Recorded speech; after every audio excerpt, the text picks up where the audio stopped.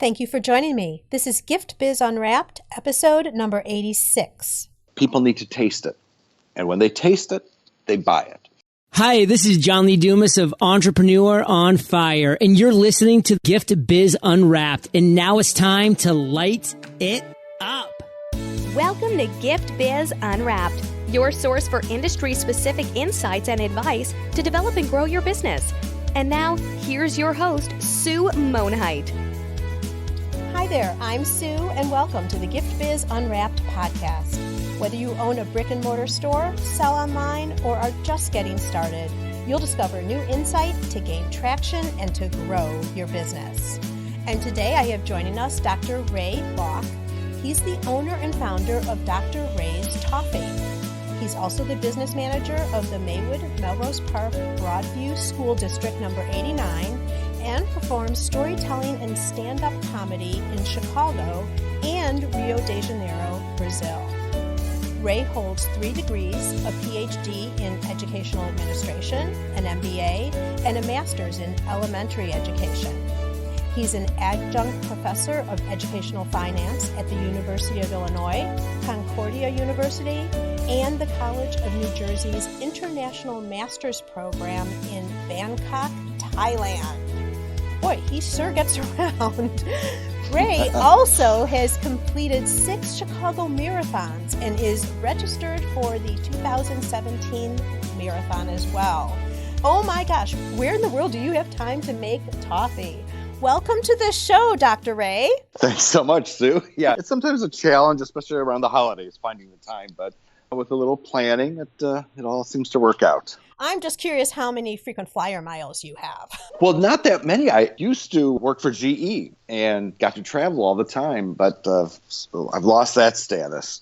It certainly sounds like you've seen the world. Yeah, some parts of it. To start off the show, we like to get to know you in a little bit of a different way, and that's by having you describe what your ideal motivational candle would look like.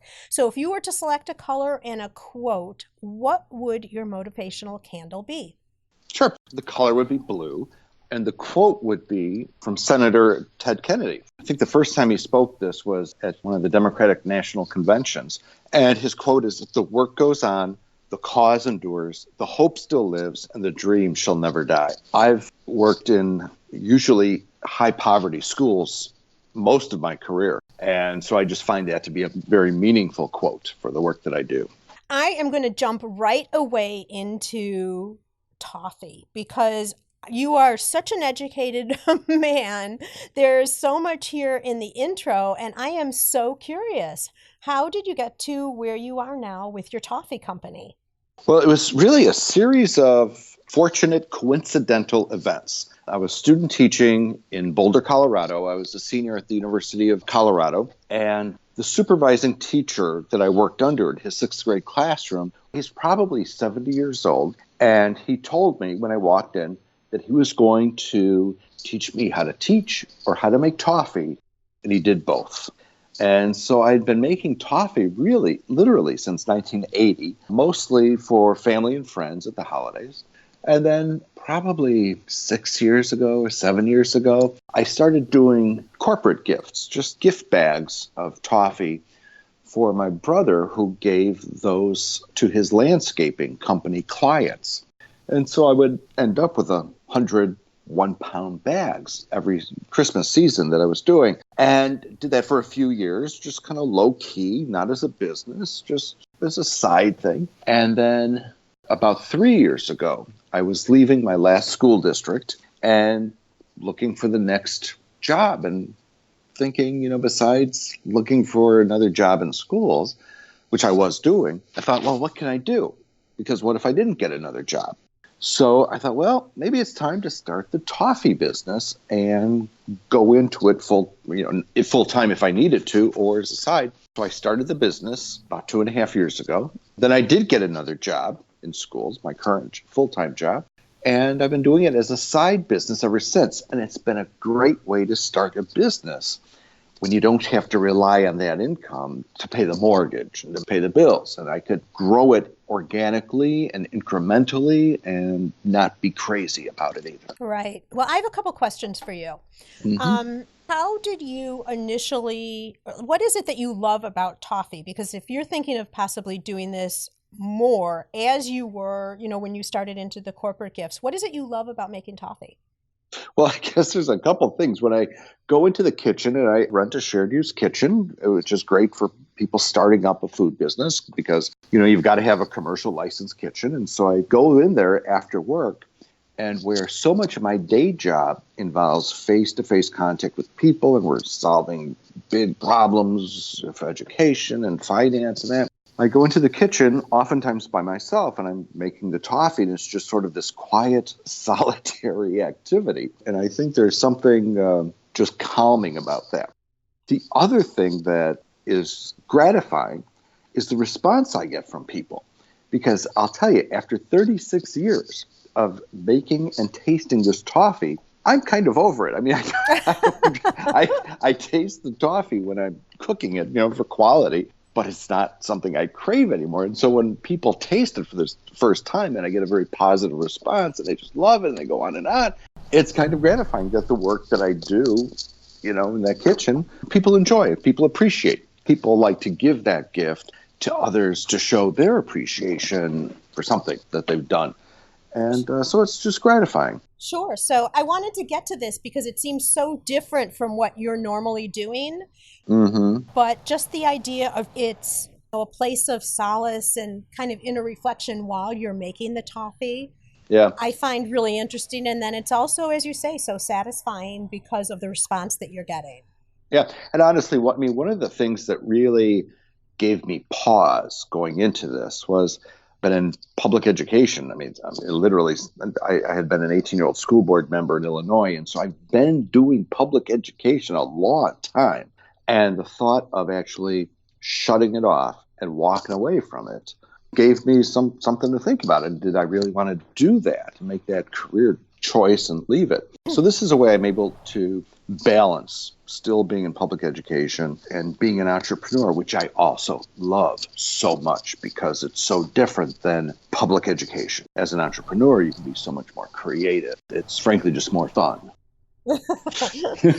There you go. Well, and you're running the ship too then.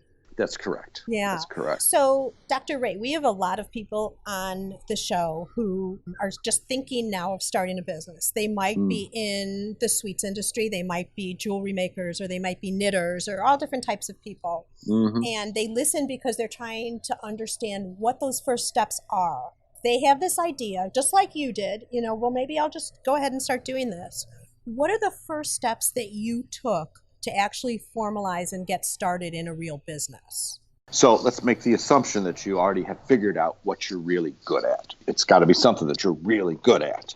So once you've got that figured out, you just kind of jump in. I figured out that you need to be registered with the state of Illinois for sales tax purposes. You have to have your federal employer VIN, the employer identification number, and incorporated as I did an LLC.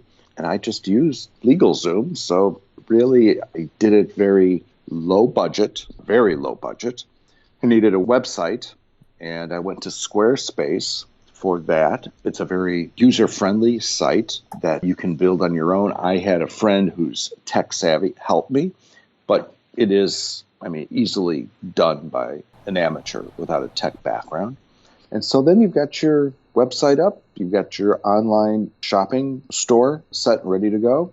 You're set up as a legal structure. You file your sales tax reports, and you're basically ready to go. And you've got to keep good records. And I will admit, I have a box that has all my receipts and expenses in. And at the end of the year, I camp out for several days and organize it. So the advice, do as I say and not as I do, stay organized, and then you can save yourself a lot of time at the end of the year. Have a good accountant as well. So that you can focus on your product. That's right. And figure out your marketing. Get your Facebook page. I also did Facebook ads that were not successful for me. I don't think I got any business from Facebook ads. even having tried it and boosted the ad and all that stuff. Any kind of Facebook business that comes through it is a result of Facebook friends and just staying in front of their eyes. For me, those Facebook ads were a waste of money. Yeah, a lot of people, Facebook is a whole other topic, but I have also heard, and just Gift Biz listeners, as you're listening, and Ray is pretty much underlying here, boosting of Facebook ads does not seem to be the way to go. If you start targeting specifically, I know a lot of people who have used Facebook ads successfully, but doing the boost, from what I'm hearing and Ray is saying, just isn't the way to go necessarily if you're looking to get business. Yeah, I guess it depends on the product, the service, and your skill in targeting, but for me, it just wasn't worth it. What you did was boost your Facebook posts. That's what you did, right? No, I did that as well. That's a good so point. You did that both. as well, okay. as Facebook. At what point in the business cycle did you do that, right? When you were just getting started or recently? Or When I first got started and into the first year and a half, I'd say. It would be periodic, and I haven't done it in a while. All right. I'm going to get back to this in a second, the whole advertising and getting in business, but I just want to summarize what you talked about again for people who are just getting started. Dr. Ray's talking about the first thing you should do is take care of all your legal stuff. Get registered, make sure that you structure yourself as a legal business, be collecting receipts, etc. And then also put up your website right away, because even if you are a local business, home-based, or let's say you start directly into a brick and mortar, whatever, you still want to have a website associated with your business.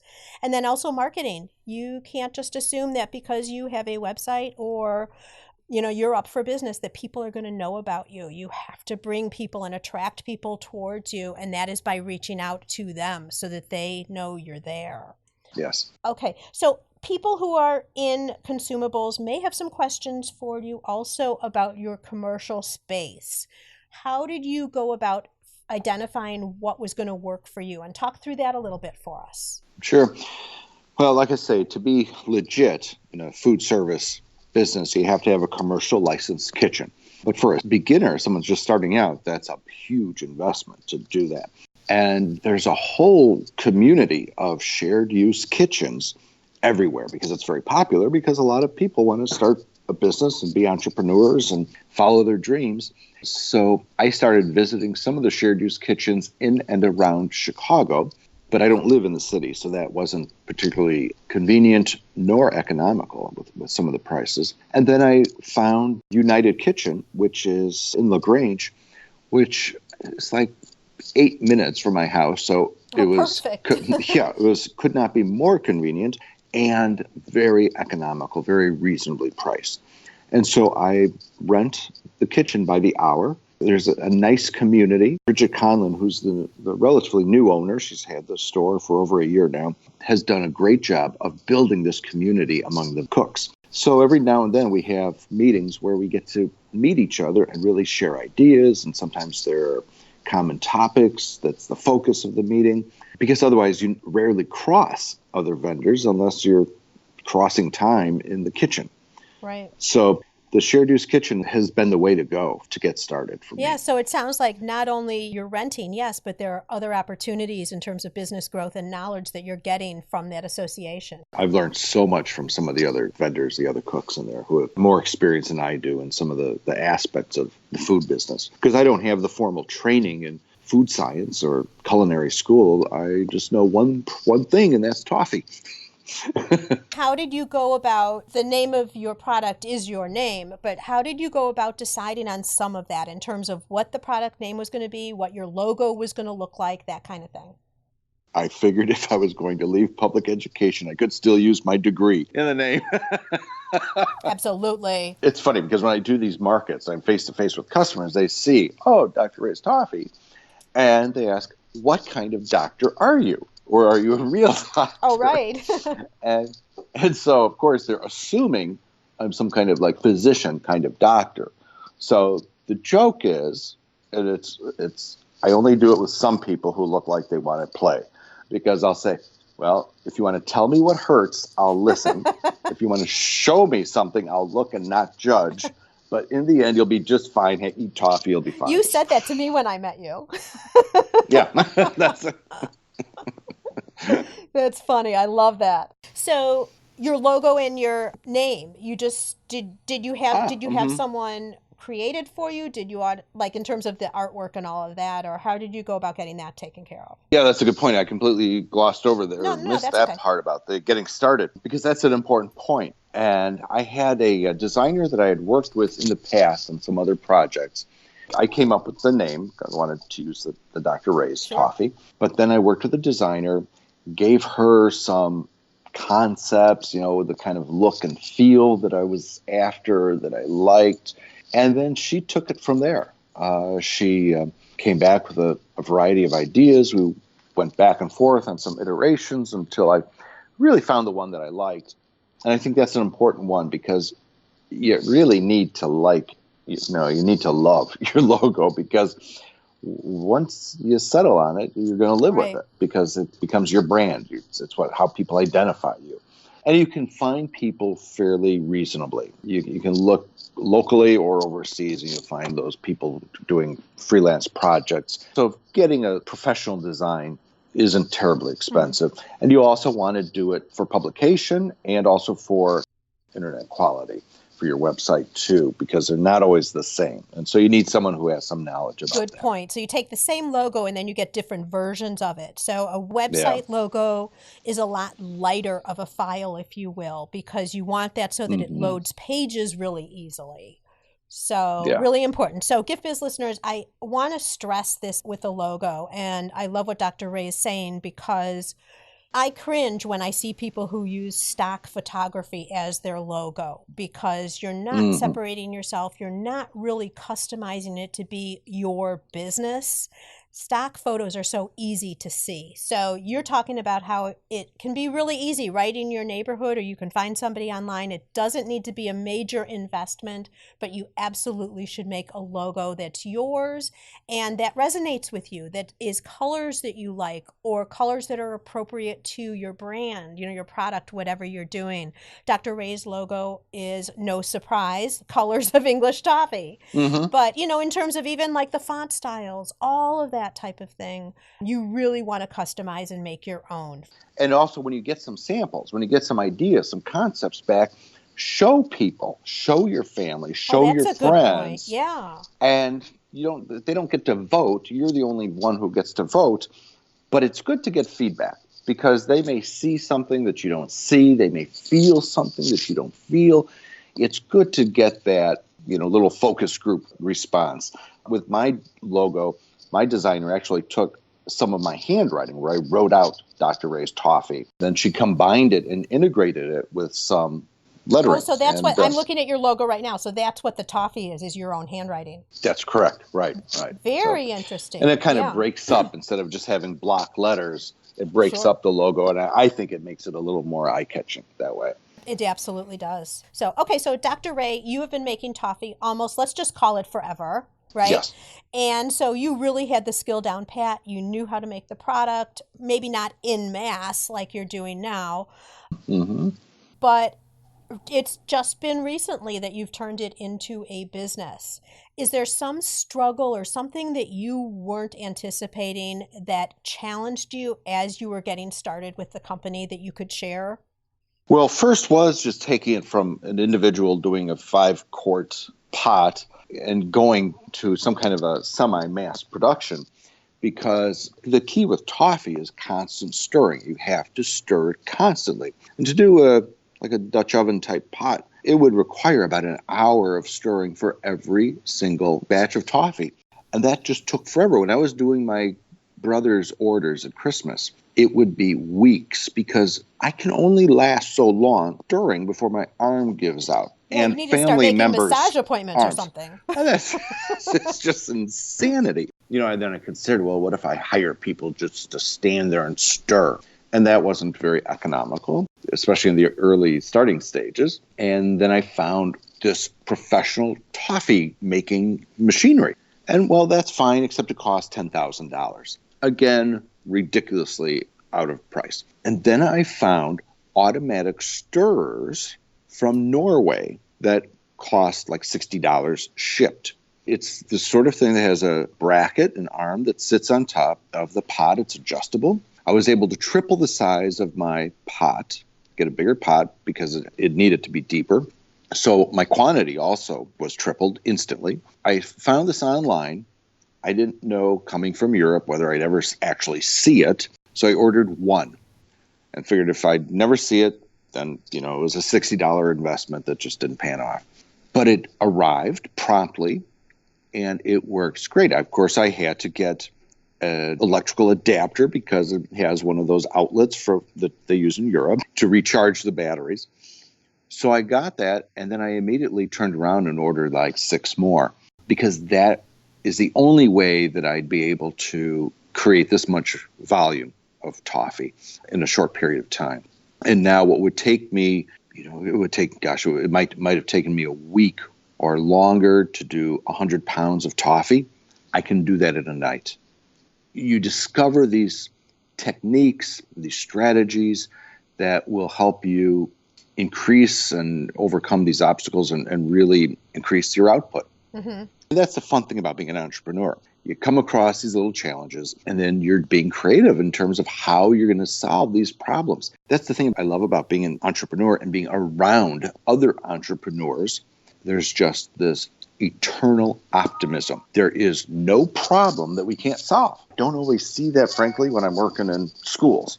Oh, interesting. Yeah. That's why it's so refreshing being an entrepreneur. And that's another thing, too, that I would suggest to people when you're getting started in a business. There are all sorts of entrepreneurial groups. There are meetup groups. They're everywhere. Find them and connect with them, because there's a lot of sharing within this entrepreneurial community. There's a lot of just good, positive energy in that community.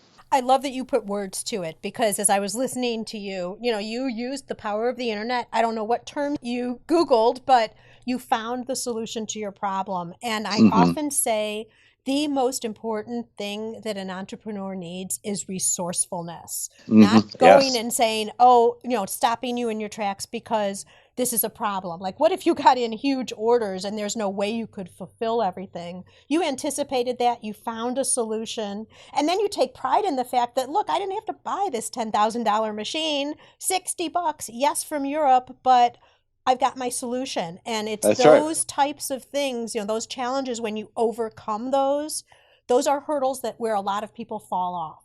They get to the point and they say, like, I can't do it. I can't possibly produce this much. And then they're done. The business closes, or they limit themselves. And your story is a perfect example of how you can be successful because you overcome these challenges. You just figure it out. You figure it out. That's right. Okay. We were talking about Facebook and that it was less than what you had anticipated. Let's put it that way. Right. What are you doing now that is helping you bring in business? I think there are two strategies that have worked well. I do a number of events where I give the toffee away. And I did that especially at the beginning stages. So donating to charitable organizations when they're having raffles and things like that, stopping by businesses and dropping off samples. I gave away a ton of samples. But really the thing with toffee, and maybe it's true with just any kind of food item, is people need to taste it. And when they taste it, they buy it. So that's maybe why the Facebook advertising wasn't really working out too well, because I do so well at face-to-face events. So I do a lot of markets. One of the most successful events that got me going and really launched me forward quickly was doing the Williams-Sonoma Artisan Markets in Oak Brook, Illinois. I heard about it. I was invited to participate there, and it's been probably a good 18 months that I've been coming every month now. They invite local vendors in, and a lot of the Williams-Sonomas do that. They invite local vendors to come in and do a sampling, sell their product there. So is that right in their store? Yep, right in their store. And it's something that many of the Williams-Sonomas do. I mean, you just have to go in and talk to the manager and see if they're doing it and how you can get involved in that. And it's a great way because it creates sort of a buzz for them in the store. It keeps people in the store. And it's a great opportunity for us as a local vendor. And then when I'm there every single month, people come back looking for it, looking for me, looking for the toffee. Sure. So I saw you, like I had said earlier, at the America's Baking and Sweets show, and people were buying the toffee, no question about it. So I know that it was happening there. But if I could add one thing, that's because before we get off that topic, because that also is another key learning for me, is that you may be at certain events that, regardless of whatever the event is, you never know where it's going to lead to, because it only takes one person with the right connection to open up other doors. And so, we go to these markets and we sell the toffee, but get one person who walks up to you and says, this is good. I'm a buyer for XYZ store. And that lead now is leading to very likely being in her chain of 10 stores in Chicago that I didn't even know that she had 10. I thought she had one. Just one thing leads to another.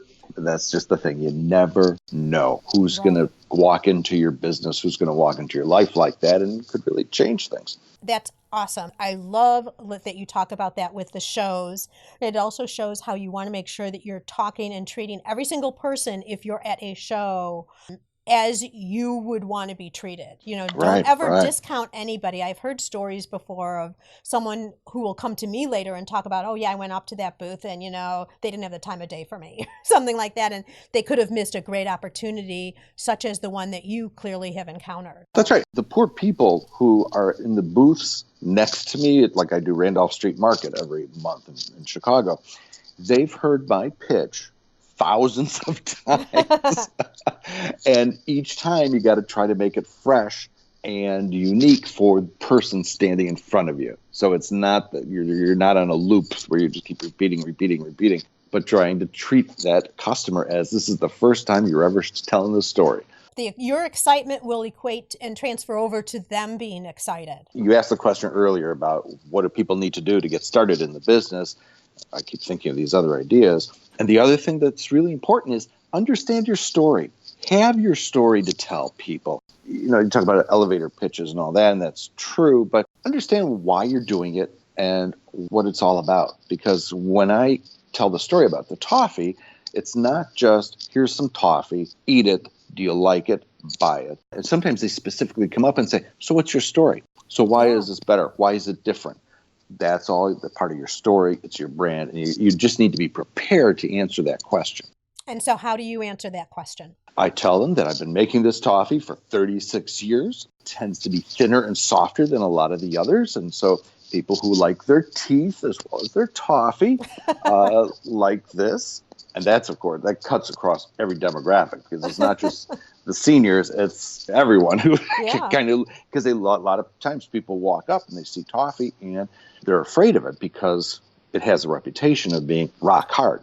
And the other reason, too, that I say that is because the big name in toffee in Chicago, the competition, the one who owns the toffee market in Chicago, he has like 30 different varieties, and it's very thick, typically hard like that. And so I'm pointing out the distinction of how mine is different. And I also say I only do one flavor, the traditional almond flavor. This is really important too, because you are niched down. Your product it's still toffee, so it's in the same category, but you are different, and there are going to be loyalists to you just because of what you do. And I point this out that more isn't always better. Having more choices to people isn't always better. People sometimes really struggle making choices. So in that way, that could lead really well to your advantage. And the other thing that stands out that makes some people make the decision to buy, is that they like seeing the face of the business. And so I say, I've been making this toffee for 36 years. And they say, oh, you make the toffee?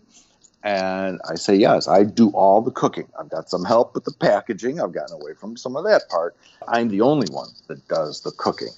And people like that interaction with the person behind the brand. Okay, this brings up two questions that I have to ask you. First off, just more from a business standpoint, again, you're talking about the fact that you've given samples away, not only at shows, but you would walk into some businesses and give samples. Mm-hmm. Did you see that that did transition into sales for you? Yeah, it's not an overnight process by any means, but it is a slow and gradual process. It's part of the process of just getting out there. You'll see your business grow exponentially once you start getting out there. I mean, my biggest customer now, my biggest Christmas order of 120 pounds of toffee came from the recipient of one of my brother's client gifts. So my brother gave this client of his toffee, and he liked it so much, that client now turns around and gives it to his clients. And it's like I say, it's an even bigger order than my brother's original order. So it just tends to grow exponentially. Exactly. Okay, and so since you are the single manufacturer of your toffee, what's the growth plan? Well, that's an interesting question because there's two other aspects of growing the business that I've kind of been dragging my feet on, moving ahead now slowly. You need your UPC codes, the barcodes, if you're going to be in any kind of a large store. And you also need the nutritional analysis for a food product, which I have those, but most of my stores, I'm in about a dozen stores, are relatively small neighborhood specialty stores. And so they haven't required, they're not so large that they need the UPC codes and all that. But now the example that I gave you of the individual who has really 10 stores that may very well be carrying the toffee next needs the nutritional analysis and the UPC codes. And so I'm in the process now of taking that next step. And actually, when I do that, then I will be able to make my pitch to a Mariano's or to a Jewel or to any other larger store that requires that. If I get to that point, that means I'm going to have to spend some more time doing the cooking or cooking a whole lot more. And that's when I'll have to make the decision of, do I make that jump? Am I able to make a jump and do full time at some point in the near future? Or do I bring in people and train people to do the cooking? Frankly, that's one of the things that I'm not comfortable with. I mean, I have wonderful people, but the whole issue of trade secrets and how I make that toffee is all I've got. And so if someone's able to replicate it and do it all well, then there's, what's the difference? Well, then you get into confidentiality agreements and legal. I mean, that's a whole thing. But, and nothing says that so many people think success is you just get bigger and you get bigger and you get bigger. That doesn't need to be the sign of success either. Maybe you decide, this is what I want. I'm going to stay smaller. I'm not going to go for those large chains. And nothing says that you're not as successful a business if you decide that that's not what you want.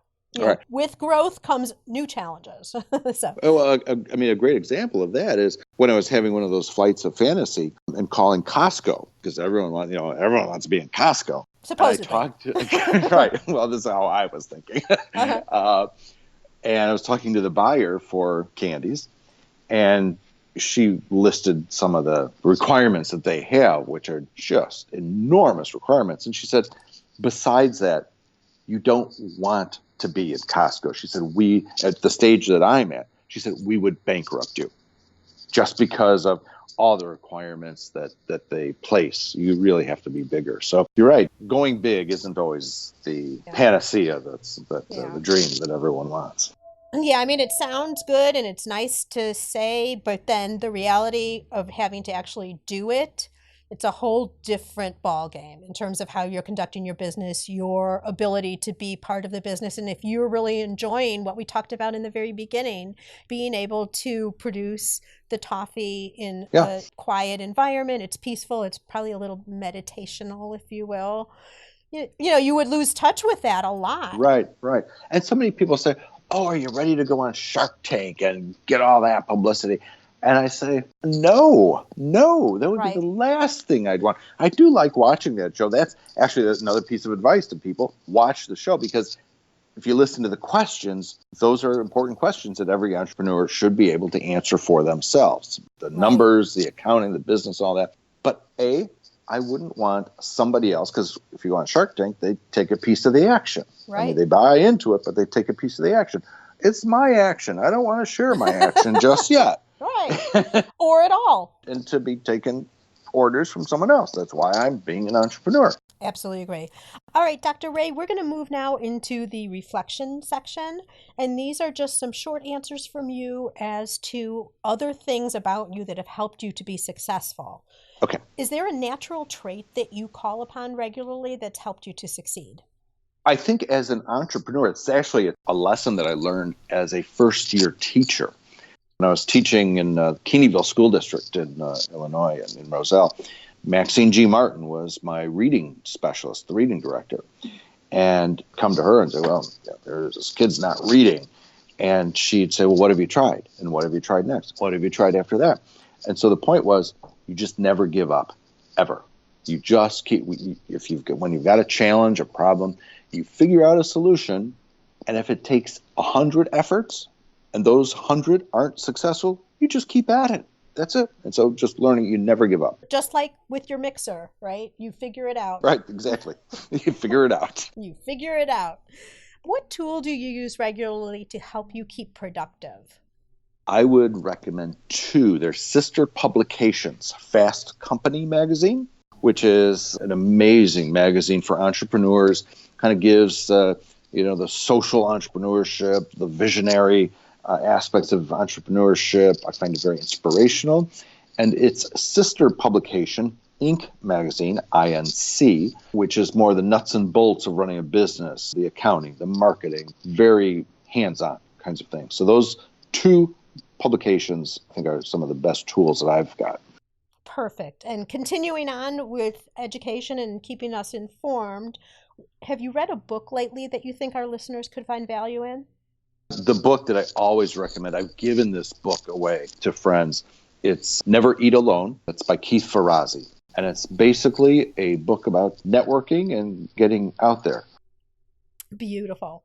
And GiftBiz listeners, since you're listening to this podcast today, you can also listen to audiobooks with ease. And I know that Never Eat Alone has been out for a while, so it's possible that it is an audiobook already. But I've teamed up with Audible, and if you haven't already taken me up on this offer, you can get a free Audible book on me. All you need to do is go to giftbizbook.com and make a selection. Okay, Dr. Ray, I want to invite you now to my favorite part of the podcast, and that is for you to dare to dream. I'd like to present you with a virtual gift. It's a magical box containing unlimited possibilities for your future. This is your dream or your goal of almost unreachable heights that you would wish to obtain.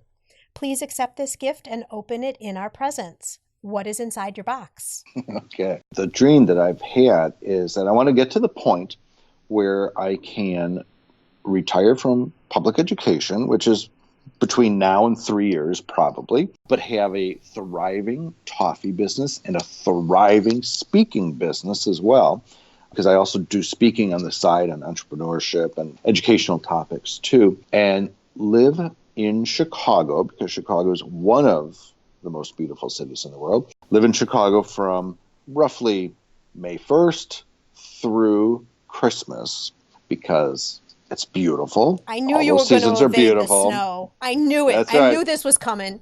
And on December 26th, I fly to Rio de Janeiro and spend that time from December 26th through April in Rio, because I'm a permanent resident of Brazil. So I do go back frequently, but I would love to spend my time, split my time that way, and come back and forth to do speeches, because I just love doing that part too. And then, of course, I will have trained someone to make the toffee, obviously. I was just going to ask you that. How are you going to do that? Yeah, I'll figure that out. Listen, I love your answer because it's so detailed. And, so often we'll go and just carry on and live our day and not really think about and define what the future is. And you've got a plan. So I think this is easily going to be achieved for you in a few years, not right away. Right. There are a few things that have to fall into place, but we'll figure it out. Right. There you go. All right. If our listeners are out and about right now and not near a computer, because everyone, you all know there's a show notes page where you'll be able to see all of Dr. Ray's information, websites, social media sites, all of that. But if someone's out and about just listening to this, is there a single place you would direct them to get more information about you and your product? Sure. They could go to the website, which is drraystoffee.com. Thank you so much, Dr. Ray. I really appreciate all the information that you've given us. I love the structure. No surprise with all your degrees that you're very structured and organized, but in terms of all the information of how to start a business, really great information on ways you're able to capture customers and bring them in, your plan for growth, all of that has been so informative. I so appreciate your spending the time and sharing all that you have. And may your candle always burn bright. Thanks so much, Sue. I've enjoyed it. Where are you in your business building journey? Whether you're just starting out or already running a business and you want to know you're set up for success, find out by taking the Gift Biz Quiz. Access the quiz from your computer at bit.ly/giftbizquiz or from your phone by texting Gift Biz Quiz to 44222. Thanks for listening and be sure to join us for the next episode. Today's show is sponsored by the Ribbon Print Company. Looking for a new income source for your gift business? Customization is more popular now than ever. Brand your products with your logo or print a Happy Birthday Jessica ribbon to add to a gift right at checkout. It's all done right in your shop or craft studio in seconds. Check out theribbonprintcompany.com for more information. After you listen to the show, if you like what you're hearing, make sure to jump over and subscribe to the show on iTunes. That way you'll automatically get the newest episodes when they go live. And thank you to those who have already left a rating and review. By subscribing, rating, and reviewing, you help to increase the visibility of Gift Biz Unwrapped. It's a great way to pay it forward to help others with their entrepreneurial journey as well.